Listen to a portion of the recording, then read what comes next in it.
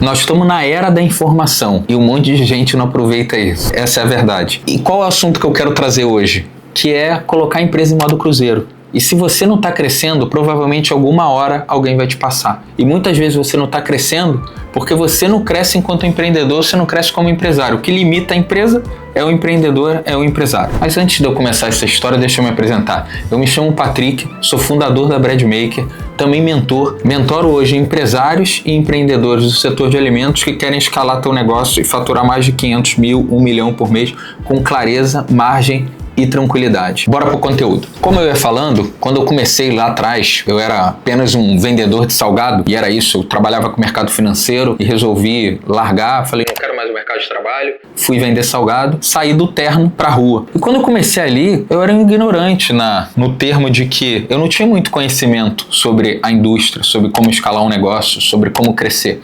E o que me trouxe até aqui foi eu ter a consciência disso, eu saber que eu era uma pessoa limitada, que eu não tinha conhecimento. E naquela época eu buscava o máximo de conhecimento possível. Então em 2013, 14, eu compro uma fábrica de pães e começo a trabalhar nela. E a única coisa que eu sabia ali era que até 200 mil reais por mês eu sabia vender. Então na minha cabeça era assim, eu vou vender 200 mil reais, vai me sobrar 20%, eu vou ter um salário de 40 mil, que seja 30, que seja 20, é muito mais do que eu ganhava no mercado de trabalho, isso pra mim tá excelente. E foi assim que eu comecei. Só quando chegou a 50 mil reais, o meu sócio, na época, virou e falou assim, vamos parar?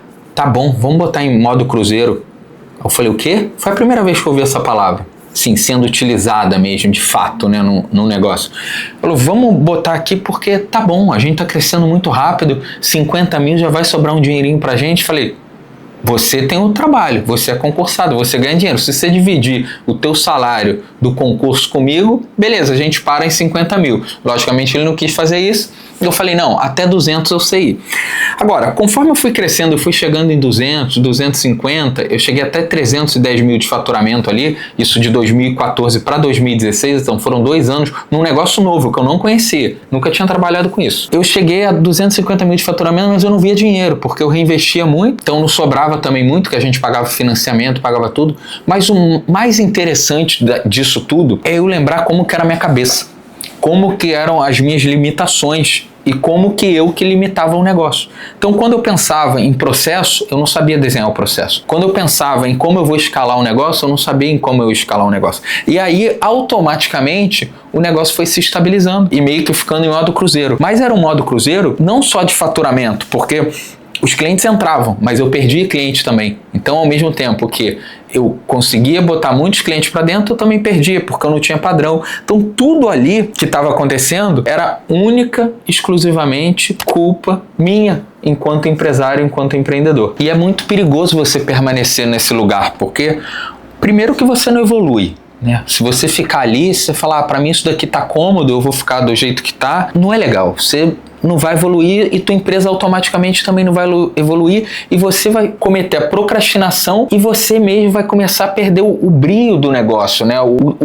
A vontade de fazer aquilo ali dar certo. Por quê? Você começa a ter problema em casa, você começa a ter problema de dinheiro, você começa a ficar muito estressado porque você não está vendo o negócio fluir e sendo um negócio escalável. Então todo mundo quer ver o faturamento aumentando, todo mundo quer ver o lucro aumentando. E como é que a gente vai conseguir isso? Única, exclusivamente investindo o nosso tempo em transformação. Então o primeiro ponto que a gente tem que ter, referência. Quais são as referências que eu tenho? E aí você começa a olhar e copiar essas referências. O que fulano faz? O que ciclano faz? Como é que é o dia a dia dele? Ele lê, ele estuda, ele faz uma pós, ele fez um curso, ele faz mentoria, e aí você vai tendo isso como referência. Outro ponto é visão de futuro. Aonde você quer que a tua empresa chegue? Ah, eu quero que ela fature 2 milhões por mês. Tá bom, as empresas que faturam 2 milhões por mês, como são essas pessoas? Como que eu faço para entrar nesse meio? Só que o que acontece muito, é que eu vou ser bem claro, o que acontece muito com a gente no Brasil, a gente tem uma coisa que se chama complexo de inferioridade.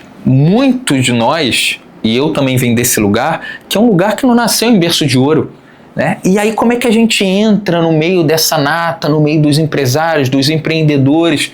É indo, é se jogando, é desconfortável, mas é assim que você vai aprender, é assim que você vai aprender a estar no meio deles, a conversar com eles, e ninguém te cobra ali, eu sei porque eu já ando nesse meio, ninguém te cobra ali que você seja um gênio, as pessoas só querem a tua verdade. Qual é a tua verdade? É você levar isso para a roda que você vai conseguir entrar nessa roda. Porque se você tem o que aprender, você também tem o que ensinar. Você chegou a algum ponto, talvez as pessoas só estejam um pouco na sua frente, mas tem coisa ali que você vai ensinar também, porque a gente é único, a gente tem a nossa metodologia, só que nem sempre a nossa metodologia vai levar a gente a 5 milhões por mês de faturamento. Às vezes o nosso método vai levar a gente a 100 mil. Então tá, quem chegou a 500? Eu tenho que chegar a 500. Depois que chegar a 500, e agora? Como é que eu chego a 1 milhão? Então por isso que é importante o meio que você tá. A média que você anda tem que ser acima da sua média. Você tem que estar desconfortável. Eu gosto de ser o mais burro da mesa. E é isso. Por quê? Porque eu sei que se eu for o mais burro da mesa, vão me puxar para cima. Eu vou ter novas ideias,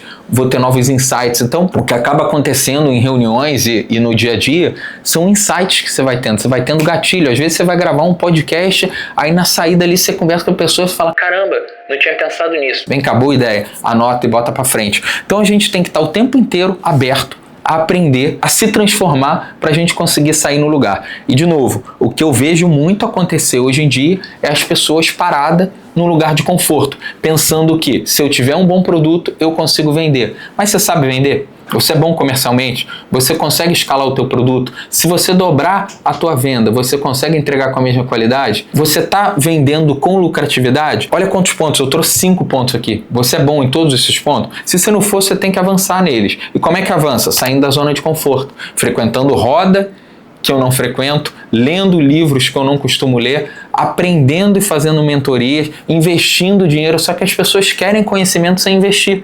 É muito do que eu vejo hoje também. Só, eu queria fazer igual fulano de tal. Tá bom, paga para fulano de tal te ensinar. Ele vai te ensinar.